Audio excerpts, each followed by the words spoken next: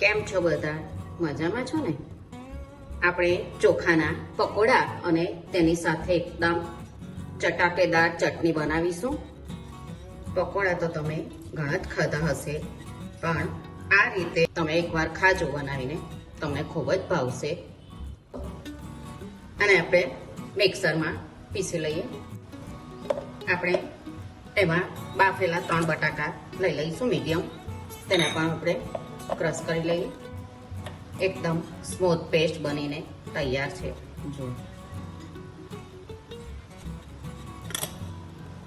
મીઠું, જીરું, 2 ઝીણા કાપેલા લીલા મરચાં અને ધાણા બધું બરાબર મિક્સ કરી લઈએ.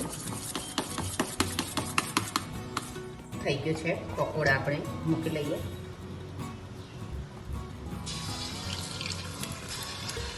તમારે કોઈ પણ સાઈઝના તમે મૂકી શકો.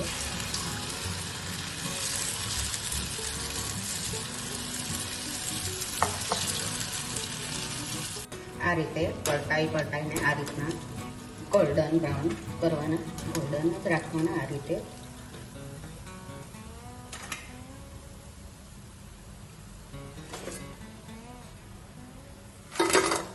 એકદમ ક્રિસ્પી બને છે.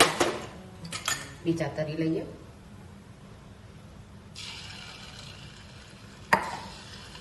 બધા પકોડાને આપણે તરી લીધા છે.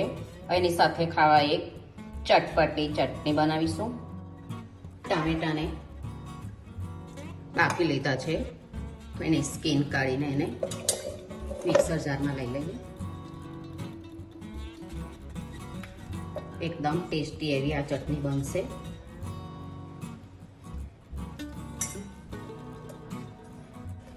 પાંચ લીલા મરચાં, 1 આદુનો ટુકડો, 6 લસણની કળી લીધી છે, 1 ચમચી મીઠું, નાની અડધી ચમચી હિંગ, નાની અડધી ચમચી હળદર અને કાશ્મીરી લાલ મરચું 1 ચમચી. આ બધુંને આપણે પીસી લઈએ. ચટણી બનાવવા એક પેન લઈ લઈએ. વઘાર કરીશું.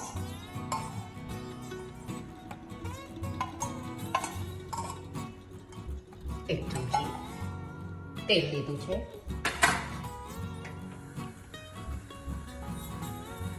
અડધી નાની ચમચી રાઈ અને અડધી ચમચી જીરું.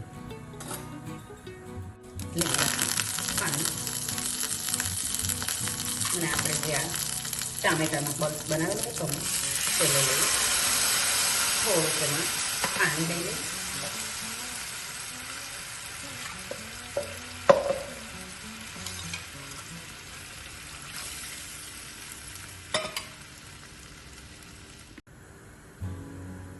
એક ચમચી લીંબુનો રસ લીધો છે.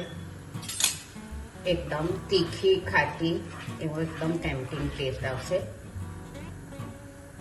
2 મિનિટ રહેવા દઈએ.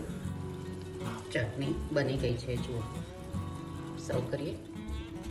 પકોડા જુઓ એકદમ ક્રિસ્પી અને અંદરથી એકદમ પોચા બન્યા છે.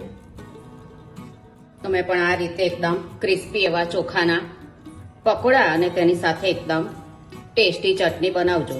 આપણે પાછા મળીશું બીજી રેસીપી સાથે. આવજો.